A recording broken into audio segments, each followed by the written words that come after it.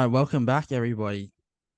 Another episode of the Claw and the King. If you haven't noticed already, if you're watching on the YouTube, we are virtual today. Yeah. Would you like to explain the reasoning for that, Zoops? Well, I've decided to broaden our views. We need to promote this podcast worldwide. So I've gone to every city in the world to speak about our podcast like a gospel, so we can just give the Lord's work out, and we are the Lord's work. In case hope that doesn't offend any religious groups, but essentially we are. But no, I've just been on a quick holiday to the UK. So yeah, this is why I've dialed in from satellite to get this podcast done. Um, so yeah, I'm hope you'll enjoy. We got a lot to talk about, especially with things that are not going my way exactly. This And is maybe the whole state of New South Wales way. But yeah, yeah, we but the can we the can amount probably. of like losing you have to deal with as a fan, it's almost I think unbelievable. you're coming around to it. I think I've made this comment for the past But it is several it years. is mind blowing, really. I mean, It is. I've never seen anything like it. I I can't remember the last win. I can't. I mean, the Roosters obviously, but like, They geez, I suck mean, now. well, but even that, it's just like everything just sucks right now. I just can't support a team because I feel like I'm trying to jinx myself out of losing. Like I'm trying to think, oh, in my head, I've got to act a certain way to avoid the jinx. It just doesn't work. So yeah, it's not good form for No, me, you've but you've obviously done something to hurt the Lord's feelings, and now I guess you're being made to repent. I guess so. I guess so. So do you reckon we start at the state of origin level or the England level? Yeah, we can start at state of origin. So Okay. obviously game two was not a good performance by New South Wales. Did you watch the game? I did. I You was did. in the middle of I was in the car journey, actually. I was going down from north to south, and I was in a car, and I had to get my own Wi-Fi, like buy an own Wi-Fi. I mean, we were going to get one anyway, but we had to get our own Wi-Fi to be able to watch this shit game. And I'm trying to find every illegal stream I can to be able to watch it. Turns out it didn't really matter. No, you Because probably we got absolutely pumped. yeah, you're probably better off not Absolutely watching. pumped. Yeah. Um, Well, the Penrith boys blew it again. I think that should be the title of the podcast, if I'm honest. the Um, Penrith boys. yeah, well, I Fitler can't be was a blamed on Penrith. them. Well, Fitler was a Penrith player. Okay, if you're referring to the coaches, Greg then Alexander was a Penrith player. Half your team is Penrith players. I mean, I don't know what else is to blame here. Surely it's well, just Penrith. it's just it's very sad to be honest because I mean, obviously the entire thing is Freddie's fault. He's the coach. Um, he's just made bad decision after bad decision for years on end now. And it kind of feels to me that we've just lost our chance as a state to have a good dynasty sort of era. Because when I look at the two teams now, Queensland have better players in literally every single position except halfback when Cleary's healthy. Like every other Yeah. position, they just have better players. So we I mean, had I a just yeah. I think in centers we're a lot better. I think Latrell playing No, we, centers we can't even is count. We can't count Latrell and Turbo. They're just null and void at this point. yeah, they're just injured. Yeah, watch him play for the Rabbitohs in a week's time. Lovely. But But yeah, yeah, it's just I think everyone's come around on Freddie um, needing the sack at this point. I think that the state's just fed up with him. I mean, he's got a barefoot wearing, like a grass walking meditation sort of philosophy. And I think it just induces a beta male sort of energy. And this is probably you can't be saying that. You can't what? be using that word in 2023. Why? Beta male. Because You if you can't be a say the beta. word beta male, You you can't be a are a beta footy male. player if you're a. If, I am a beta male. You can't be a footy player and be a beta male. I'm not a footy player. Yeah. And so I think just we need to change. And everyone's like, "Oh, who are you going to bring in? Who are you going to bring in?" I think, I mean, I've heard someone say Mick Ennis. I don't mind that. I'd love to see someone like Anthony Minicello go in because he just seems like kind of really like a smart Are you dude. trying to do a like for like with Yeah, Billy Slater? yeah, he Just get seems this like similar to tiny Billy Slater. fullback. Yeah. So Um, I would like to see him get a go. I don't know. I think we need to wane away from the former player coach sort of mantra. And I guess I'm a bit scarred from it from football. That former players and never good managers. And I think it's not always the case in the NRL. There are obviously exceptions with guys like, Mal Meninga and stuff. But you look at the great ones, Craig Bellamy, Well, Trent Robinson, Wayne Bennett. Did they ever play rugby league? Who the yeah, fuck they did. knows? Yeah, to what level? Like pretty good I level. think. Well, okay. Well, they weren't superstars. Okay, we'll put it that way. You can play rugby league, but they weren't superstars. And I think you need a coach that's just purely a coach and not going to get hired based on what he did as a player, because I don't think the correlation is that good, or is that strong, to be honest. So the name, there's the English guy that's being tossed around. The he was the coach in the Super League. I forgot his name, but he was being tossed around, and I didn't mind that option. I just need a coach. Obviously, Des Hasler would have been my number one if he would Des have Hasler. been available. Because obviously the Titans just got him. Well, I think he's better than other suggestions, and I think he's a really talented coach. He's taken many not even good teams, solid teams to success. Um, you look what the Manly he did with Manly, with Turbo constantly being injured. I don't know. I rate him as a coach, and I think he would coach laps around Brad Fitler anyway. So we just need a competent head coach. Well, yeah, I mean, Um, literally anyone could do that. I mean, I don't know why not everyone, but some people are like under the impression that Brad Fitler is a good coach. I mean, his tenure at the Roosters was disastrous, which yeah, is hard to do at a club like the Roosters. It's pretty easy to be good when you're coaching the Roosters. Um, yeah. and then obviously he's now 3-3 in series where he should be. 5-1 would be acceptable. 6-0 preferable, but anything less than that's fucking shambolic. So it's just, and now everyone's talking about for game 3, obviously, because the series is already over. Do you try and win game 3 and pick like the older statesmen, or do you just go fuck it and pick a bunch of young guys and hope that they can come through in the coming years? Um, I wouldn't go complete young guys. I would definitely pick more fringe players. So So players that Dylan maybe Edwards. no, players that are Yes. maybe a bit younger. No, Dylan Edwards isn't young. Okay, okay. Maybe players that are a bit younger that you know that weren't maybe touted as being Origin players. They don't have to be 18, 19. I'm not saying pick the 18, 19 year olds, but I'm saying pick the 23, 24, 25 year olds that are fringe players and put them in that arena, see how well they do, and see if they can sort of sustain it and play a good game, and they'll get an opportunity next year, hopefully. So I think that's what you need to do. You need to be able to sort of pick, the squad, because that's probably New South Wales' biggest problem over the past couple of years in terms of the squad. The fringe players have been rotating in and out. I mean, we have not had the same sort of depth for the entirety. I mean, Queensland have the exact same sort of 6 to 8 group of fringe players that they pick. Christian Welch sometimes in, sometimes isn't. Fafita sometimes in, sometimes isn't. Those players they pick. I mean, they might drop one of them one year and then pick the other guy the next, but they have a sort of a group that they feel confident with, and they can rotate in and out of that group. New South Wales don't have that. I mean, was Tavita Pangai in that group at the start of the year? I highly doubt No. it. And I fucking hope he wasn't. I mean, Jesus.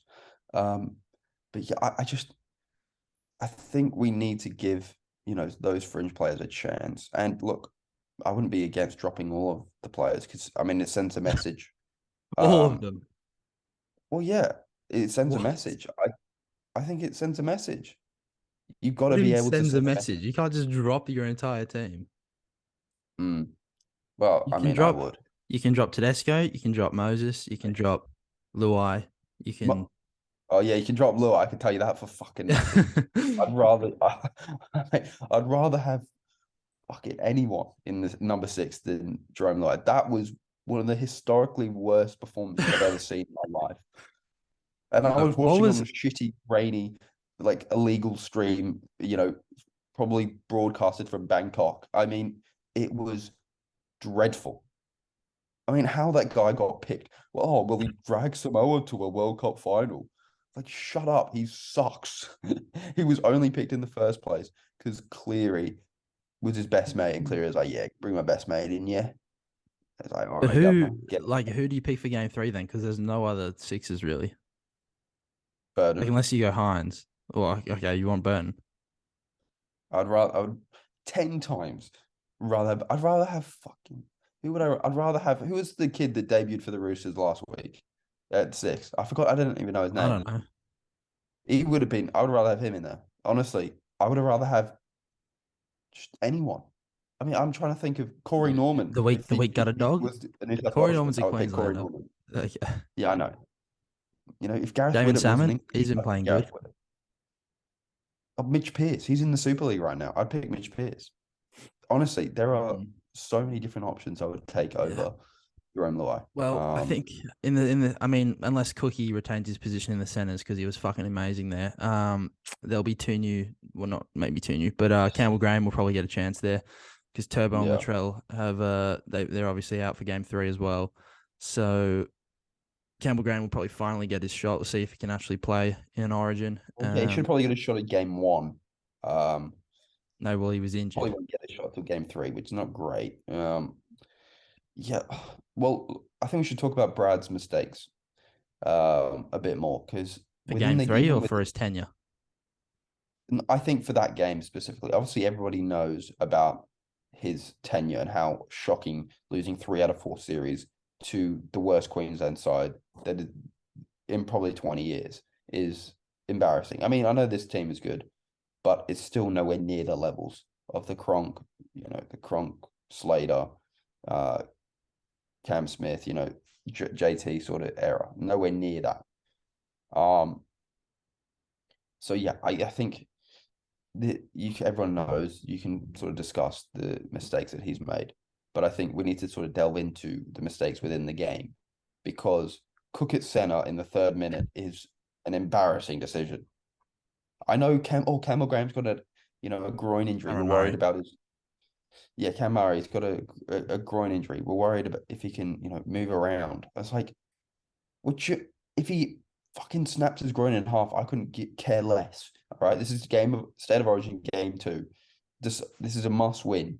You need to win it, and you're just chucking a 5'2" goblin out there at center to match, Xavier Coates' jumping a bit. That was the first try. They jump.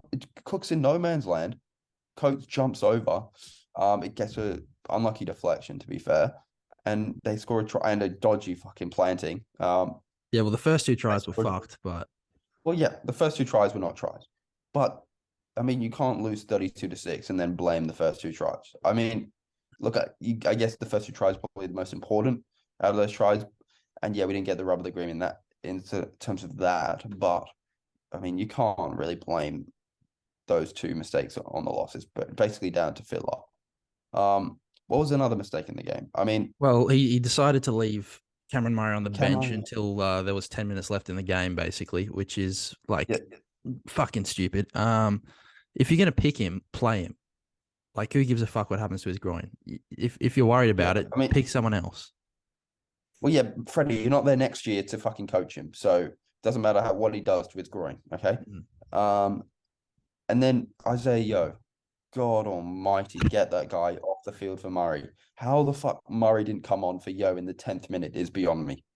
That guy sucks. I've never seen him put up a He's good. half decent performance. He What? plays well in fucking Penrith Park. I've When was the last time I saw Isaiah Yo play well for New South Wales? He's been very good. His ball playing is underrated. His runs are It's underrated as well. underrated. He He finds his oh, front a lot. He's a quick play the ball.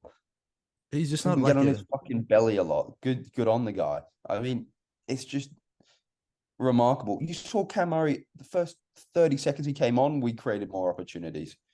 with him in the middle. I don't know. I think it was an egregious decision to keep Yo. Put Yo fucking front row if he gets on his belly well. But you've got to play Cameron Murray in 13 because of his ball playing ability and his speed around the ruck. Yo moves like a fucking tractor. You need a nimble guy that can just get in there and control the ruck. And I don't think You Yo don't does that at appreciate it. all. If Yo played for I Queensland, don't. he'd be top tier. Everyone would love him if he played for Queensland. Would he? Yeah, Well, yeah. I mean, he's Lindsay basically Collins is Carrigan, but like better. well, Lindsay Collins is the greatest fucking prop center of all time, or prop of all time, um, which is great for us, obviously, as a Roosters fan. But I mean, not great for if I'm a New South Wales fan, New South Wales fan. But yeah, that's the Cam Murray mistake was clear, and I mean, obviously the halves picking before the game was, I think, the most egregious. I think I might have said it on the podcast. I thought it was going to be Luai and Moses in the halves, just yeah, because it of was. what Brad was thinking. Yeah, well, I thought it would happen, and it did, and it was the worst case scenario for me. I just thought it was an egregious decision Well, to keep Luai, and then Moses. Look, Moses. To be honest, I think he was fourth on the list. If Cleary was healthy, I think he's fourth. Um, or third or fourth. He's nowhere near Adam Reynolds, in my opinion. Nowhere near. And I think it showed clearly. And he had a solid game. It was nowhere near his fault that we lost. But if you suck creatively, if you suck at it creatively, you've got to look at your halves. And obviously Luai is clearly at fault. But other than a couple grubber kicks and a couple nice kicks here and there, was Moses really an impact on the game? No. So, and the amount of good ball we had as well, the amount of unbelievable ball we had in that, especially in the first half. Queensland had two basically fluke tries when they got up the field once and they threw a forward pass or they knocked the ball on. And the rest of the half, it was just we were in their 10-meter line, in their red zone. It was just ridiculous how but, we didn't win the game or get points in that first half. Absolutely ridiculous. but a lot of the errors being made by New South Wales were when they were going left. Obviously, Damien Cook was in the centres, and he was fucking it up. But you can't really blame him. Like there was a couple of tip-ons he threw out. He could never link up with Fox properly. So like I know you're saying it looks like Luai had a terrible game, but he wasn't helped by the what was going on outside him, obviously.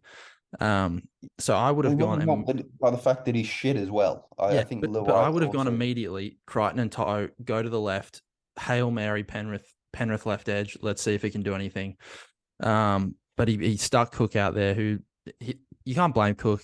He was fucking told to do an impossible job, and he's has zero skill set for that job. So what do you expect? Another, I guess, error he made is, as we touched on already, not starting Cameron Murray. He didn't start Liam Martin either. Like, to leave both of them on the bench again is just, it's criminal. It's unbelievable, really. I mean, Frizzell, he just doesn't have it at Origin level anymore. He's too old. He's too stiff. He's like a board, as Conor McGregor said. He'd snap him in half. Hudson Young again. He's not an Origin quality player. Let's be honest. Fafita and Nanai, they just fucking destroy those two. It was a no contest, really. So I don't know. It was really just dumbfounding because we've never been beat that badly in the past few years. We've lost, obviously, but it's been close at least. But this was just demoralizing. And like you felt like Queensland could play better. Like Munster didn't have a great game. It's just, I don't know. They've just got it. And we don't. So, I hate hearing that as well. Oh, but Queensland just gets state of origin. It's just like, shut up. Billy Slater gets it. That's for sure. Well, yeah, but I mean, I'm sure fucking Paul Gallen gets state of origin. Should he be the head I would coach? not be I mad if mean, Paul Gallen was the coach. yes, you would. No, I wouldn't. He has about two brain cells that he's rubbing together at the moment. I mean, the guy would probably pick. Who would He he would pick? make sure Reece Welsh gets put on his Oh ass, no, you which would is what I like want to him. see. No, you would like him because he'd pick fucking Matt Moylan in the number 6. That's why. I get it now. Well, You'd want you think Moyes is worse than Luai? No, I don't. But I mean, still, Moylan should not be picked for State of Origin. Um, but yeah, it's dreadful at the moment. The sort of just the atmosphere around New South Wales State of Origin. I think we're just getting it. It's like back in the old days again. We had a good couple of years where we were like smashing Queensland and it was all good and everything was happy with the world, everything was right. And it just now it's just taking me back to my childhood when we were, you know, on camp and everyone puts on the the camp leaders put on the State of Origin and it's in a hall full of school kids and we're watching our team get fucking smashed and it's just embarrassing. And it's just taking me back to, obviously we have a mate that's in Queensland and also is a Queenslander. I mean, I can't imagine. He's probably texting you the most egregious things in the world. But yeah, Yeah. it's just being able to not being able to, have that, be able to discuss rugby league because you're not a Queenslander and you don't get rugby league. It's just, I don't know. It's very demoralizing Yeah. for New South And Wales. we are now 14-4 in the last 18 series, which is a crazy number that Queensland have won that much. Obviously, 11 of those were through the dynasty there, but still 14-4. That is like in our lifetime, we've barely seen New South Wales win. Hmm. So, and it's just, I don't know.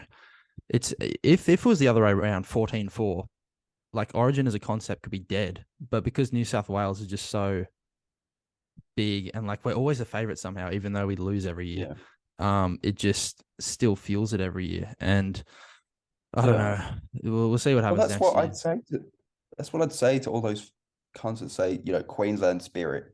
Well, try and have fucking spirit losing 11 in a row and then still wanting your team to win and still supporting your team. Then I'd see who's got the spirit then. I doubt all those Queenslanders would flop, would just lose. They just wouldn't even support rugby league. They'd go to AFL or something. I New South Wales get such a bad rap in terms of their supporters during Origin time, and I think that they don't get it. They're not hardcore rugby league fans. But I mean, we've watched our team growing up lose and lose and lose and lose, and I think to be able to still support them and still be behind the team every year, no matter who's the coach or who's playing, I think it shows how good of fans we are, and how supportive we are of our team. So yeah, I would say that to all those Queenslanders out there, Yeah, you that think that fucking we're can't. shitty Where the fans. Yeah, New South Wales is the better state. There's no two ways about it. Um, well they know that. That's why they're clinging onto yeah, this rugby league thing. They clinging onto oh well we got a better rugby, we got a uh, better State of Origin team. It's like, well, you don't have anything else, so like you good don't on have you. teeth. But Yeah. yeah, I mean, Freddie Fitler is now an enemy of the state officially. So I think I'm at the point where I'm just supporting Queensland every single game until he's fired because No, you can't no, do that. I need him to be That's fired for my sanity. no. This is no. This is Look, you again being if bad. he's the coach next year, I'm dead serious. No, no. This is you being a bad fan again. You've got to support your team no matter I who's can't. in charge. No, you've got to. You're a bad fan again. You got to no matter who's in I charge. can't You've do it always got when to when whoever's win. running my team is just so incompetent. I need Look, I get it. I'm a Man United fan. I have had the worst owners and the worst coaches over the past couple of years. I get it. I've at times thought, well, be nice if they got fired. But before every game, you support your team. You hope they win. And I think that's what you got to do if you're a New South Welshman. No matter if Brad is probably going to keep the job. I mean, let's be real. At least for another year. Um, but all we got to do is support the team. I think also the fact that there isn't many great replacements at the moment doesn't help our cause, which isn't great. but But like you can find a replacement. Like no one was saying Billy Slater's like an ideal replacement. He had zero coaching experience before he got the job. yeah. So and now he's like touted as the next Craig Bellamy pretty much. So, all we have to do Well, is that's find well, it. that's another good thing. Craig Bellamy's going to retire in a year or two, and Billy's going to, go off to Melbourne. and be their head coach probably. So that's another good thing to look forward to. They'll have to get some, hopefully they Well, get Kevin Walters back because I mean, him losing Kevin to the Walters, Titans. yeah, he's the only bad coach they've ever had, and then Brisbane's doing well in spite of Kevin Walters because I don't care how well they do, he's Well, not they a good lost to the coach. Titans today, Yeah. and the Titans just sacked their coach. So how well are they doing? But yeah, I think look, at the end of the day, you win some, you lose some. As a New South Wales fan, I'm used to losing. It's not the end of the world. Um, Obviously it sucked at the moment, and I hate playing a game three when you've lost the first two. It sucks, but we still got to. I think there's no way we can pick, a similar team. I think if we pick players that are fringe players, and you can pick some younger players as well, give them the opportunity, then there's a game to look forward to. But if you pick the same team and they win, who gives a fuck? We still lost the series, you know? Maybe we Just should like pick a team. yeah, maybe we should pitch that we change it to the women's structure where it's an aggregate score, and then we can try and win by 50, and then hopefully we win on aggregate. Yeah, but they've got two games, so Yeah. that's only if one team's won each game.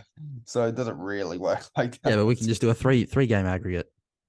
Three-game aggregate. Okay, so what? Well, they beat us by 26 in this game.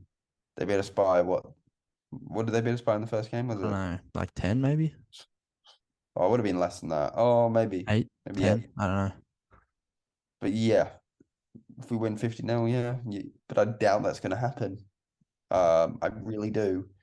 But yeah, I think yeah, it's an interesting prospect. Um, yes. Okay, well, we can move on from that, shifting to another sport.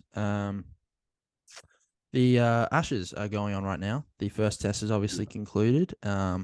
Obviously you're in England at the moment where they are happening. Is there what's the vibe over there? Are people sort of into it on the It's streets? Because massive. it feels like pretty big back here. I've been staying up every night to watch it, which is pretty crazy. Um, Yeah. so I'm fully invested right now. Well, yeah, it's a great spectacle over here as well.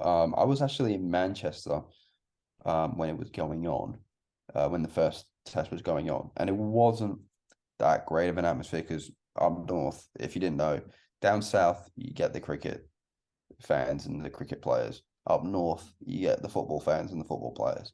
So it isn't really that great of an atmosphere in up north, but it was still very nice. And it was good to see, a lot of support. I think it was in Birmingham, the first test.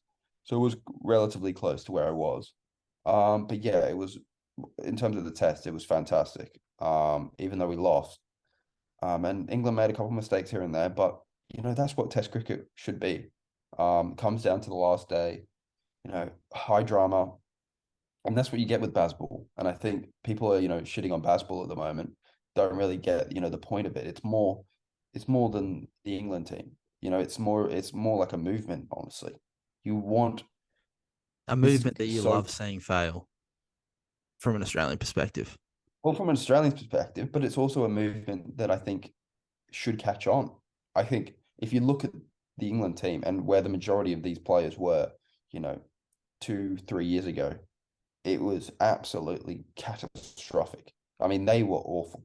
And blocking out every game. Well, it was just awful. But now, Brendan McCullum's come in and played baseball, and we're scoring 5 runs and over. It's ridiculous, but it's also so entertaining. There's always a chance for a wicket. There's always a chance for a 4 or 6. It's so entertaining. It takes out the draw aspect of a game. I mean, we got washed out. How many days? I mean, must have missed probably at least 5 sessions in the days. And usually, if that's India, Australia, I mean, the series is drawn by the fourth day if that happens. But because of baseball, because we're playing so much quicker, I think it massively improved the spectacle, and it made the draw seem irrelevant, and nobody wants a draw. You play to win, and I think that's the aim of baseball. And I rated the test, and even though we lost, I was happy with the performance that we put in. We probably were the better team throughout the test, and really should have gotten a wicket one of those 2 wickets, or at least 2 wickets in the last 50 runs or so. But Lyon and Cummins put in a great performance. Kawaj just saved you, but that's what you love about Test cricket. You get those players that step up, and win tests for you, and it was a great spectacle to watch. Yeah. Obviously England probably they are very attacking, but then you can look back at they declared in their first innings for 390 or whatever they were on. And then you go, if they get another 20, 30 runs there, they probably win the match. So, it's a double-edged sword the way they're playing. I don't think you can say that, but I don't think we lost because of that. I think I think the bowling was not good enough from England's perspective in terms of getting out. The fact that they have Jimmy Anderson and Stuart Broad, I feel like have been bowling since I was in the womb, and they're still going. So, they have been. Yeah, and like they literally have been. Yeah, and for how skilled they are, they're not. And same with Ollie Robertson. Jesus, he basically bowls half trackers as a fast bowler. But they're not. Awesome, yeah. They're not like fast bowlers. They're more skilled bowlers. And because the pitch was so dead, there was no movement. So it was hard for them to do anything.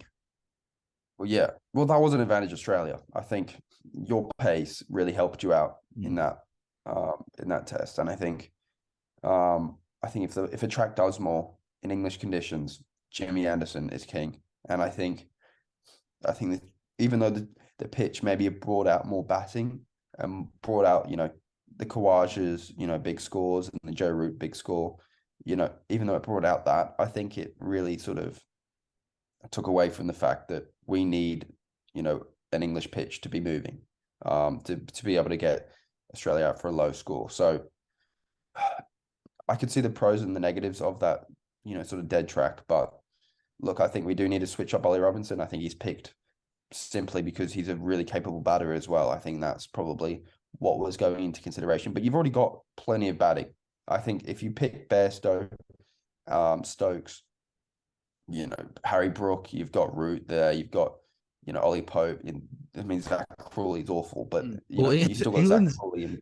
Yeah, England's batting is misleading, where they put their shit batters at the top of the order, which is it's not normal to see that.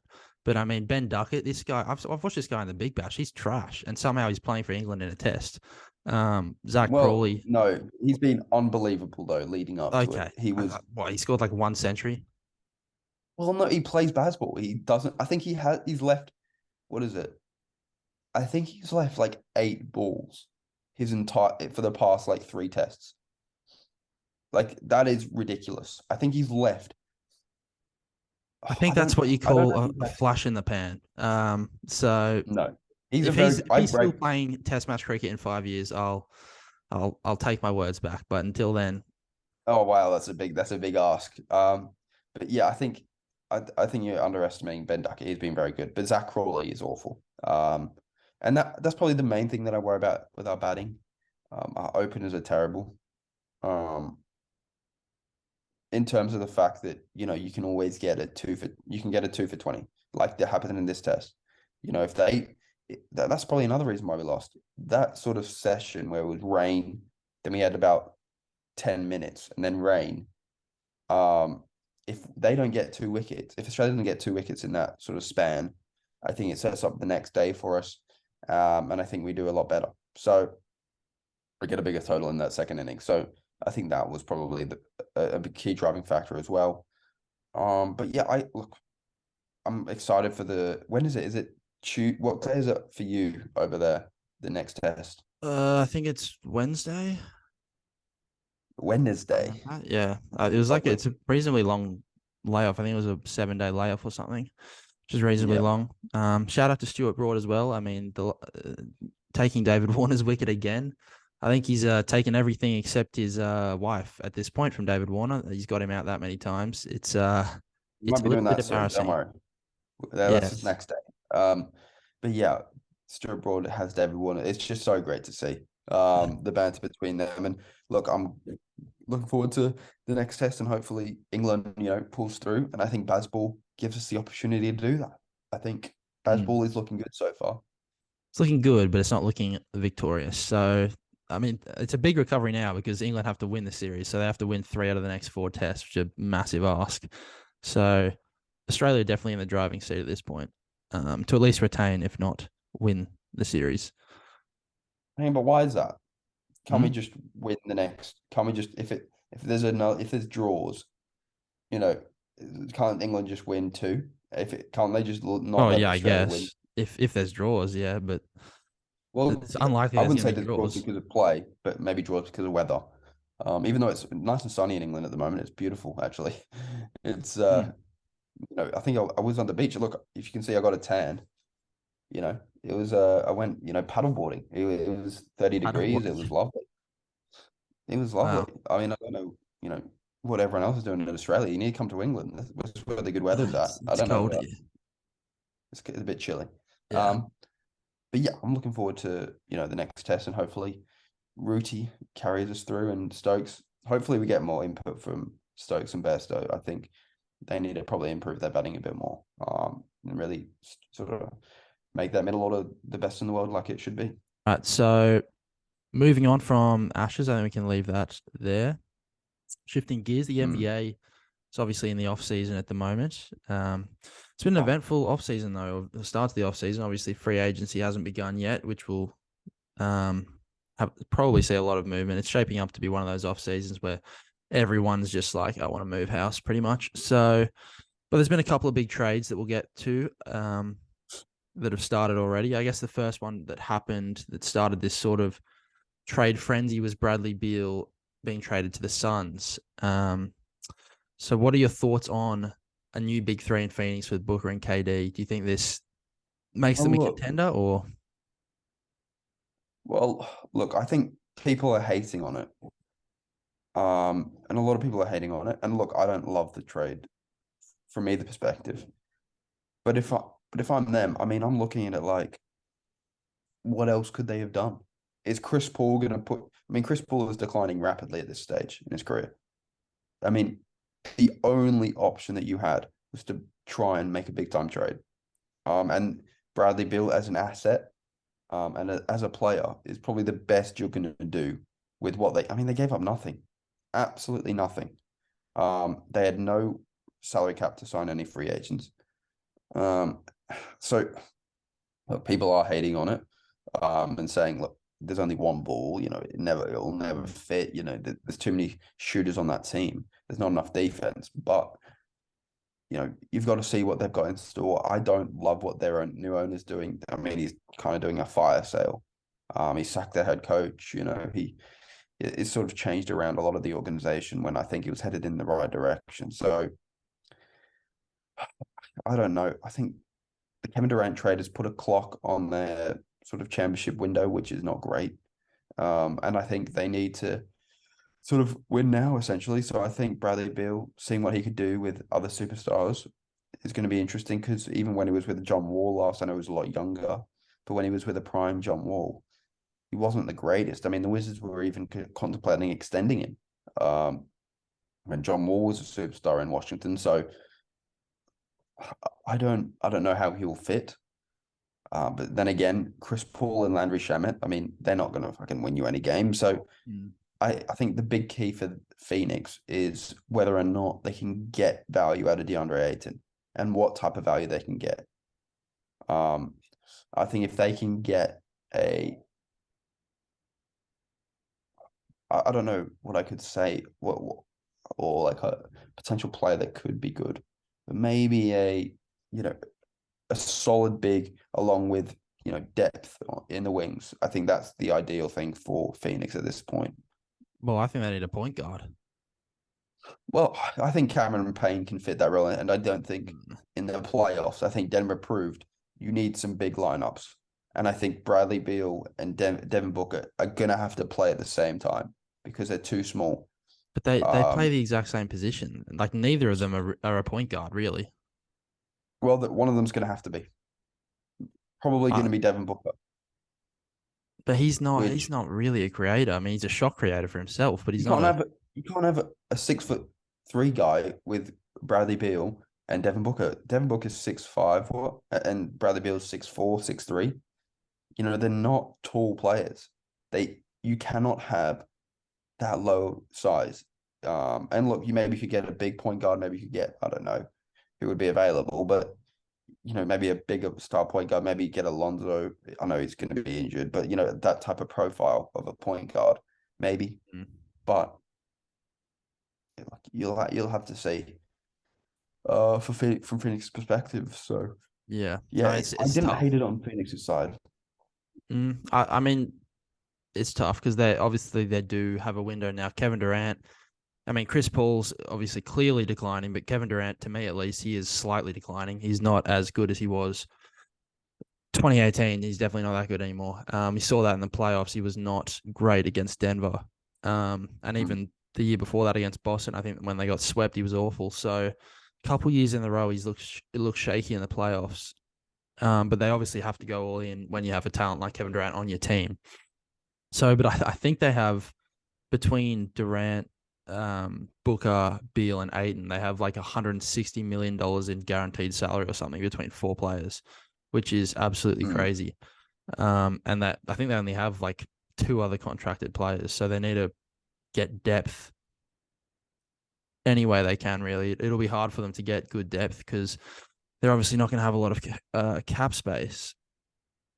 But I don't know. We'll see how they go. I wouldn't be confident in saying they're going to win the West. I mean, Denver, I think, are clearing away ahead of everyone else in the Oh West yeah, at least. I saw Kendrick Perkins had like a Phoenix being the number one team in the NBA. Oh my god, no way.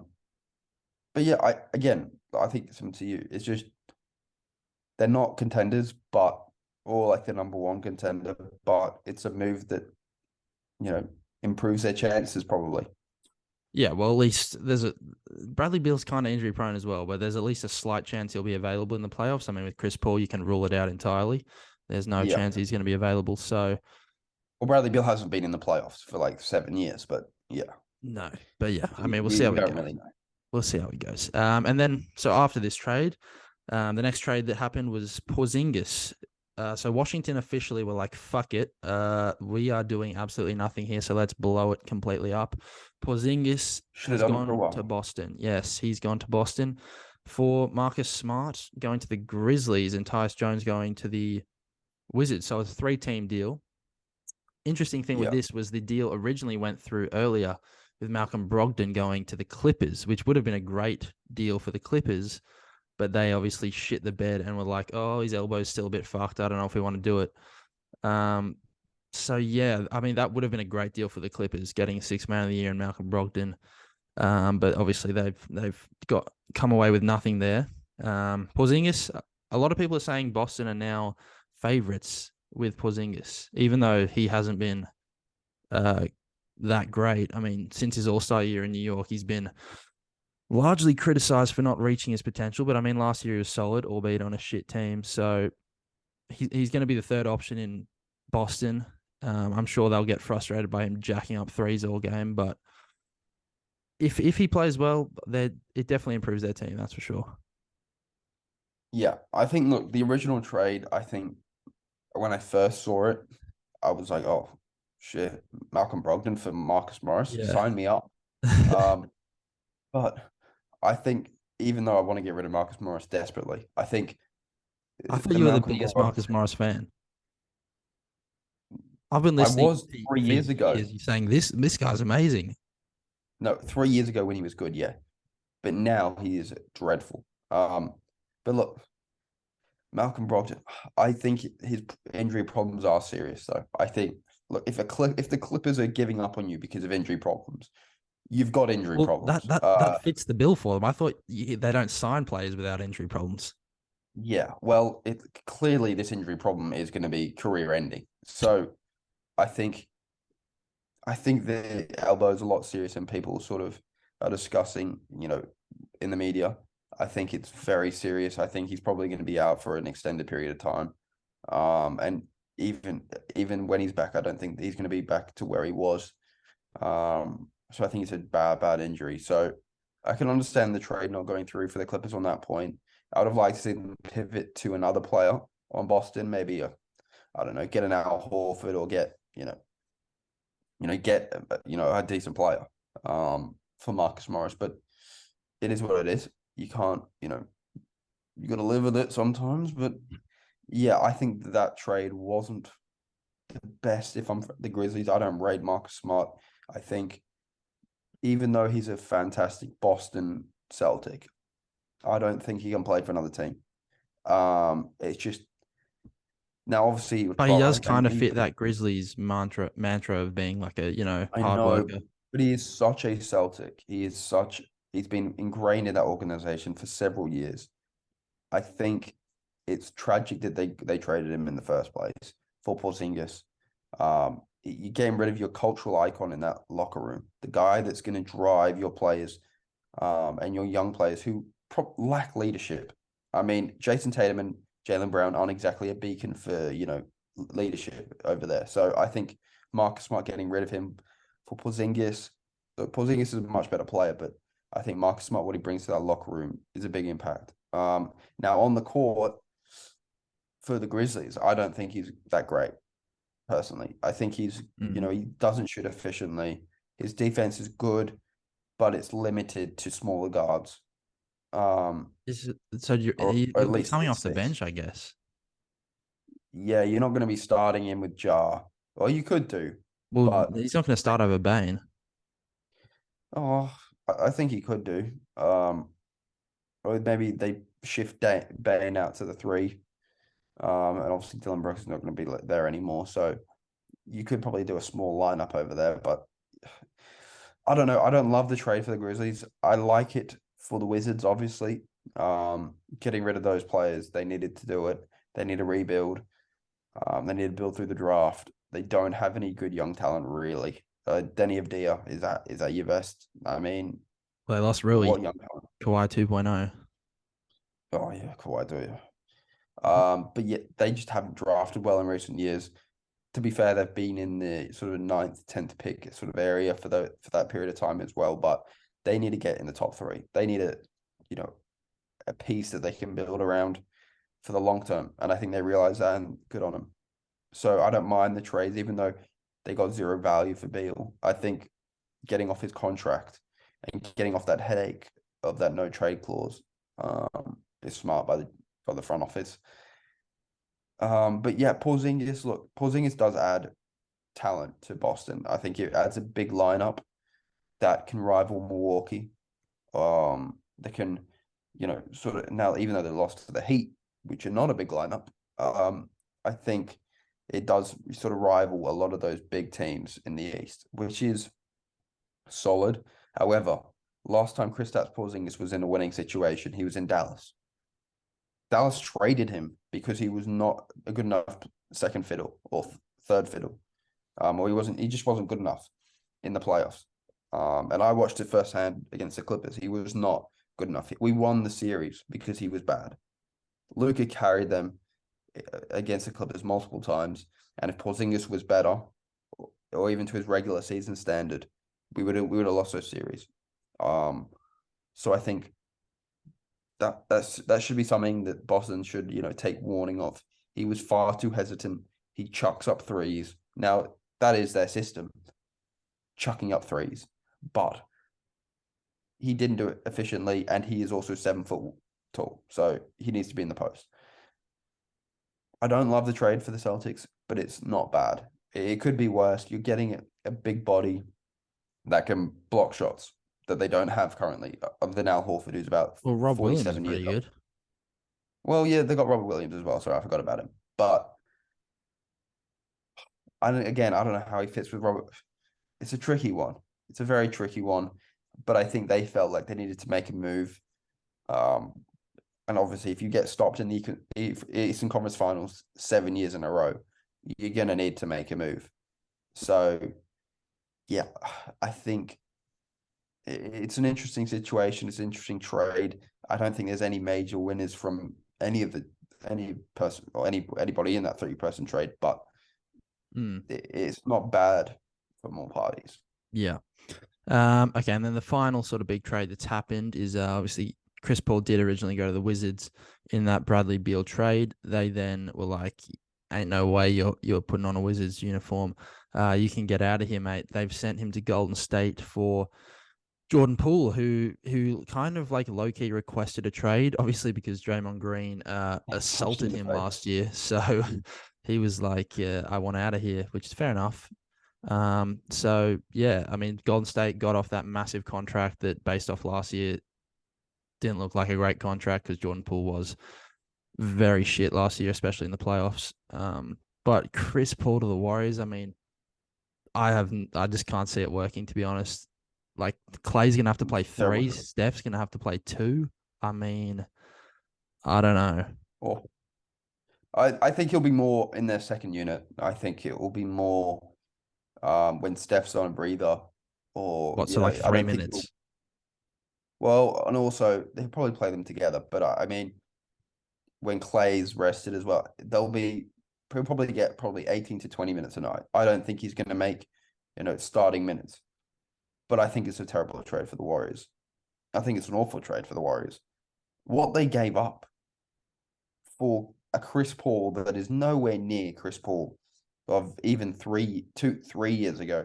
I mean, he was dreadful last year. The Suns were nowhere near contenders mainly because of his drop off. And I think you're betting on Chris Paul being the difference for you guys. Jordan Poole, yes, he had a bad year, and yes, he had an inefficient year. But in terms of talent levels at this point of their career, he's 20, what is he, 24? Maybe a bit older, 25, 26. He's not even in his prime yet. 2 years ago when you won the chip, I think teams have too short of a memory. 2 years ago when he won the championship, he was your key player, your difference maker. And I know obviously you have Steph as your best player, Mm. obviously, but he was the difference maker. Arguably, he was your second best player. And I think you're just shipping him off and a first round pick for Chris Paul. Uh, Look, I know, and they obviously they did it because of the contract, but it's not like a awful contract. I mean, the guy's a solid player. It's not like Lonzo Ball, where the Bulls are stuck with a guy that Mm. can't get on the court. Well, I think he wanted out, so they had to move him. So I think it was a bit of Surely you that. can find a team that wants him. Surely. No, I don't know. I mean, well, it was obviously Let like, go of Draymond. Let go. Why can't you but I just think say, they oh, want to keep well, Draymond. That's the thing. why? I He's don't know. crap. They like him, obviously. Just the Warriors are just, I don't know what they're doing. They're- They're, they're just, they're sticking with this nucleus. And I get that the young players haven't worked out. I get that experiment of sort of balancing the old generation and the new generation within the rotation didn't work. But you cannot just commit stupidly to the old guys because you're going to be stuck in a situation in 3 or 4 years' time where you've got nothing and no assets. You're trading away your picks, and they traded away a 2030 pick. Like they didn't trade Mm. away a pick from this year where they got, maybe it's a 23rd pick overall. 2030, you never know where you're at. You could be, the worst team in the NBA in, 7 years. Um, I thought it was an awful trade, absolutely dreadful. And it's just lack of care for the organization, in my opinion. If I know the GM Yeah. left, but the current GM or whoever's made this trade, Steve Kerr, I don't know who made the trade, but you're so short-sighted. I mean, it's like, well, in 7 years, if I don't have the job, I don't have the job. I just want to be good for 7 years. It's Well, like it's not even seven. it's Like, this is Chris Paul's last year, probably, of his entire career. So well, I mean, I'm more talking about the pick in general and the current direction of the team. I think it's probably the worst trade I've seen for a long time. since Gobert, Uh, Gobert was bad, but also Gobert, you could see him making a positive impact to that team. could you? You could see that trade, you could see them gaining a couple wins. You cannot see the Warriors winning any more games because they traded um, Paul for Paul. There's no way. Paul is a Mm. 10 times a player Paul is in his stage of his career.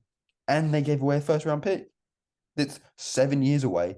That by that stage they could be a bad team. So, and that could be a very valuable pick. I think this was a slam dunk trade by the Wizards. I thought they would have to cut Paul. I thought they would have to cut him, and I thought the Clippers would have a genuine chance of getting him on the minimum. Yeah, well, Um, he was going to be cut, but then obviously they, but then the they Warriors are traded like, for him. hang on a second, hang on a second. We'll trade you a talented young player who was like a six man of the year, who was a very good player for us up until he got punched in the face, and we'll give you a future first round pick. How does that sound? And they're like, sure. Sounds good, bro. Yeah, Well, your funeral. Cool, dude. yeah, So and yeah, the Wizards turned a mediocre trade with getting Chris Paul into an unbelievable trade. It was bizarre. Um, so yeah, they turned Bradley Beal into Jordan Poole and a first round pick. So not yeah, bad. not bad. Not bad at all. I love because Washington have 0 players now. Obviously, Kuzma's a free agent as well. Probably not going to re-sign there. I love the memes of Jordan Poole in Washington next year, and he's just chucking up shots from like everywhere on the court, carrying and Yeah. double dribbling every single play. Well, So I think yeah, he's going to shine. I think he's a good player. well yeah, He's a he'll put up good very, numbers because he's the only player on the team. But I think he's a good scorer. I think 2 years ago, his value was astronomical. I think he was viewed as the future of Golden State. I just think one bad year should not kill you as a value or as a prospect or whatever. Should not kill your value. And I think the Warriors themselves, I think, have killed his value. They've internally killed his value because of how they view him, because of obviously the fight with Draymond. I think they killed his ability to be traded, mm, or to be moved in case he needed to be traded. I just couldn't. I just couldn't believe it. It was a trade. I just couldn't believe. I thought the first round pick was on the other side. I thought, well, look, but you're getting a first round pick that could be valuable in the future. Yeah, blah blah blah. You want Chris Paul, okay? But they gave away the first round pick. I just couldn't believe it. It was a terrible trade. I don't think we're going to see a worse one in the rest of the free agency slash post draft period. yes, well, yeah, we'll see. I mean, who knows? Maybe Chris Paul can wind back the clock and be some sort of positive influence on the team, but that remains to be I seen. know. Don't know Yeah. about that one. Paul George. I mean, I've seen that the Clippers are shipping him around. Um, I think we're listening to offers. And look, I'd be yeah, listening to offers anyway, but I think they should be listening to offers. Now, I wouldn't accept anything less than I wouldn't accept, the Knicks were linked. I'm like, yeah. if you, I will, Julius I Randle. will actually, I will officially quit being a Clippers fan, and we'll have to change the podcast name. We'll have to change anything, but I will quit being a Clippers fan if we trade him for Randall and Barrett. I will, or Randall or Barrett. I will quit. I do not care. There is no way that the Knicks should be a potential trade suitor. Um, I just, I'm just looking at the trades that could possibly be done. I don't know. I think the only one that I'm kind of thinking could be a possibility because of how dumb the organization is the Timberwolves. Could Anthony Edwards be on the table? No, there's no way they would do Could that. we get Ant-Man?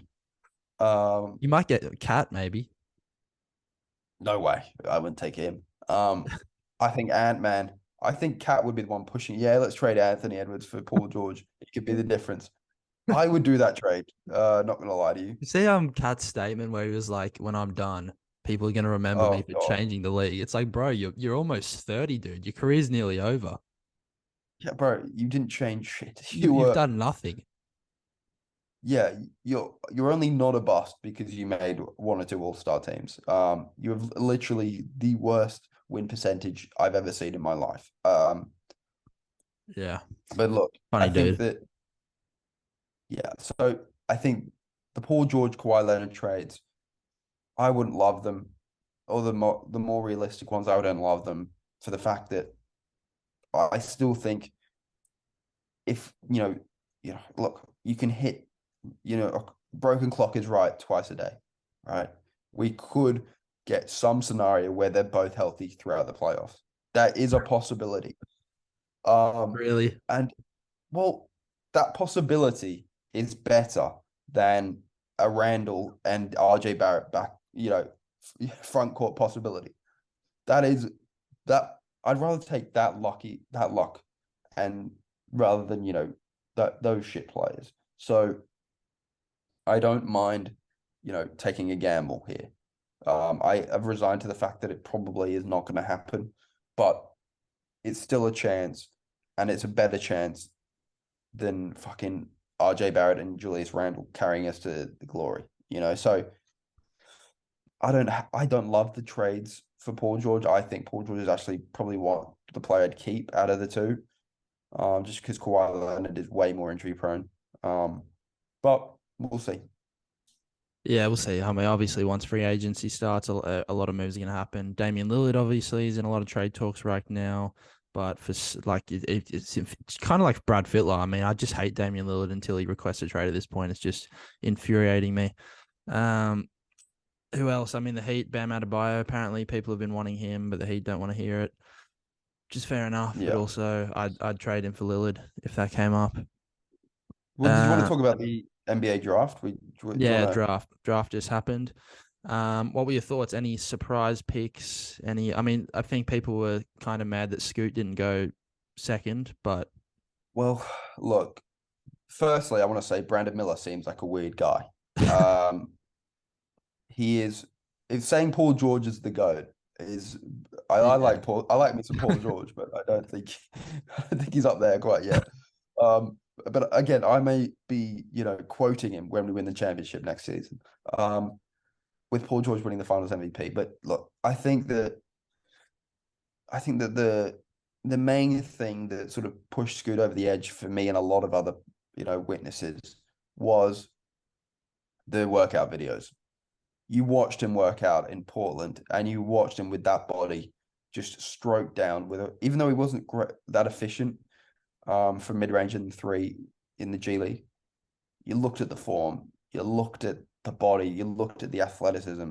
You're like, that guy's gonna be good. You're like, if my team's drafting him, I'm like, geez, uh, he's gonna be a fucking good player. When I obviously am an NFL, obviously Oscar is an NFL fan, but when you watch the NFL draft, it's obviously a lot more extensive, a lot more picks. There's players with that draft that you're like, oh, I've got a man crush on him. He's a man crush mm, because just you love like the athlete. He's just he can fucking hit people. He runs like a gazelle. He's just, he's attractive. that's a bit of me. That's a bit of me, that player. I would love that guy on my team. And I think Scoot's very similar. And I think a lot of Hornets fans, even though they've got LaMelo, and it wouldn't be the best fit, because LaMelo needs someone to pass to. He probably doesn't need someone hogging the ball. Um, Even though it's not the best fit, I think they looked at Scoot in that draft sort of process period, and they thought, you know what, it could be a situation where we're passing on a generational talent, and we're passing on a perennial all-star and MVP candidate. And I tend to agree. And look, I think they're thinking of their future. I think they think LaMelo is their future, and they need a guy that can um, sort of fill out the wings and be a sort of catch and shoot and be a driver to the basket. And look, Brandon Miller's a really good prospect. He was a top three lock. The top three was locked in no matter what. And I think his ability to get to the basket as well as, hit threes on a consistent basis does help them immediately. And it does give them something that they haven't had for a very long time. Now, the Paul George comparison's not great in my opinion. I don't think his ability to create is as good as Paul George. I think Paul George is bar none in that. So I wouldn't compare him to Paul George right now. But I think Brandon Miller was probably picked because of the NBA's obsession with the prototypical NBA body. That you want the 6'9" athletic guy that can play multiple positions, that can, run like Scoot, obviously, run like a gazelle, and can run up and down the court very easily. Mm, yeah, Problem is, I think it was there weird are that yeah. apparently MJ had the final say on the pick, which is kind of strange considering he's obviously selling the team. So I don't know why he would have got the choice on that, but Well, I think Mike was like, after, you know, Brandon Miller made those disgusting, opinions about, Paul George being the GOAT and Michael Jordan wasn't good and all that. I think Michael Jordan was like, hang on, let me pick up this phone to this young fella. We're going to do a one-on-one in practice every day to make sure you know who the GOAT is. I Yeah, think it was more of an ego thing. It was like, I'm going to show this he's going to bully this guy like he did to, what's his name? When he drafted the bust in 2001. What was his name? Kwame. Kwame Brown. Yeah. It was like when he drafted Kwame and he bullied him up and down the court. I think it's going to be something similar. And I think it was sort of like a last ego trip, like, oh, I'm going to sell this team in, you know, a year or so or 6 months, but training camp for you, son, is going to be fucking hell. So yeah, I think he was, no, I'm joking. I think Mike probably was convinced by his GM and his scouts that the right move was to sort of switch it up and pick a bigger player. But I think Scoot, Mm. his ability, his talent was by far Yeah. the best in this class. And some people had him rivaling Wembanyama in terms of look, if Wembanyama probably will have injury concerns, Scoot doesn't at this point in his career. I'd be tempted to take Scoot over Wembanyama. Now, Wembanyama has Mm. the highest ceiling I've ever seen in an NBA draft prospect, so it's pretty ridiculous to draft anyone over him. But the consideration to take Scoot number one in any other draft class would not be unfounded. Yeah. Yeah, for sure. And I mean, like Portland obviously didn't have a concern about the positional thing. I mean, they've already got, if they keep Damian Lillard, they've got Damian Lillard, arguably the Yeah, best point guard in the league, and Simons already, who's meant to be their future. So yeah. Well, yeah, they're, the fit for them isn't great either. But yeah, again, you're not taking fucking Asur Thompson or Eamon Thompson over, um, Scoot Henderson. So I don't mind. They had to pick him, and it was a great pick for them. I'm not too familiar with obviously the rest of the picks. I don't know if anyone stood out. Well, Obviously, everyone was raging about the Twins going 4-5. So good the on them. interesting thing about the Twins is they didn't play college. They played in a very shit league. It was like the one, I forgot what it's called. It's like this shitty, like, you know how LaMelo played in his dad's, league that he created when he was like 17. It was similar to that. It was an Right. absolute shit of a little league that they played high school. I think they played Bronny. I think they Yeah, I literally did see played that. Eric Yeah. Canyon. It was a terrible league. They were literally just jogging up and down the court, just taking the piss. Now they were picked because there was such talents coming out of high school, and they're very talented players. Um, so they are a risk for the respected teams. But again, the rest of the draft class wasn't that great outside of the. I actually think can't remember which one, but one of them was I think it might have been Eamon that was better than was probably the standout guy who was more highly respected, and the other guy, the guy that went to the Rockets, what Mm. was maybe a bit of a surprise pick. I think he was expected to go maybe 8 to 10 period, but look, I don't hate those picks. I think the main sort of slide in the draft was Cam Whitmore. He Yeah. went 20th to the Rockets. He was again highly touted coming out of high school. Was projected to be a top 8 pick, but ended up going 20, which was a bit of a surprise. But look, I think the main pick that we were all looking forward to was what's his name, Dickey or whatever his name that went to the Yeah. Raptors. Yeah. He's just Grady he's Dick, a is G, that it? that guy. Yeah, Grady Dick. What a name that guy. I mean, that's probably going to be top 10. I'd say top 10 best selling jerseys. I I mean, mean, surely, it could be, yeah. Everyone likes it. surely it's got to be. Likes everyone. Who wouldn't want I'd Dick buy on that their back? jersey. Yeah, I mean, I would definitely want that, and I think if he was a Clippers player, I would get that all day long. So yeah, I think it was an interesting sort of draft. I wasn't able to watch it because it was so early in the morning over here, but I did sort of watch every pick, and yeah, it's interesting. I hated that the Spurs got the number one pick. I absolutely hated it. I think a lot of people loved it because it's like, oh, Spurs culture. I'm like, this is so fucking rigged. But Rigged. yeah, it's rigged. How's it rigged? Obviously. Because what are the chances you get every generational big man ever drafted, apart from Shaq? What are the chances? I don't know. You get the number one pick every time there's a It's generational been big like man 30 available. years since they last got the number one pick. No, yeah, but they so happen to get it when the fucking best prospect you've ever seen comes along. The NBA Look at just the wants the draw. Spurs to be good. That's just it. Okay, but ignoring that, the Spurs are a boring organization that no one wants to see do well. I just want to put that out there. No one cares about the Spurs. So, and when they were winning, the NBA was boring. So, let's be real. We do not care that they got Wembanyama, and I'm gonna get. Well, it's probably an unpopular opinion, but I would much prefer him to see him in Charlotte, him in Portland. I think that'd be much more interesting. And him go to a team that can win right away. And look, win right away is it's a difficult term because obviously if he goes to the Hornets, it's not winning the championship. But at least they'd probably compete for a play-in spot with him there, or maybe be in the play-in spot or in the playoffs. But I mean, at the Spurs, who the hell thinks they're going to do any good? Look at their team. Their second best player You got is Dennis Rodman 2.0. got Dennis Rodman too. They got Keldon Johnson. They got Devin Vassell. If you went to South America or Africa and you asked a thousand random people on the street, could you name two? Could you name one Spurs player outside of Victor Wembanyama? Do you think any of them could do it? What, South America? In South America, Africa, I mean, I'm Asia. sure they wouldn't know a lot of NBA players.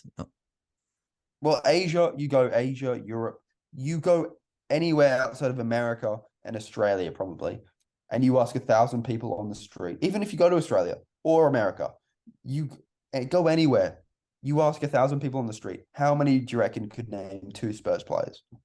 Um, yeah, probably. I don't know. Not many, probably. I'd say zero, a big fat zero. No, someone could.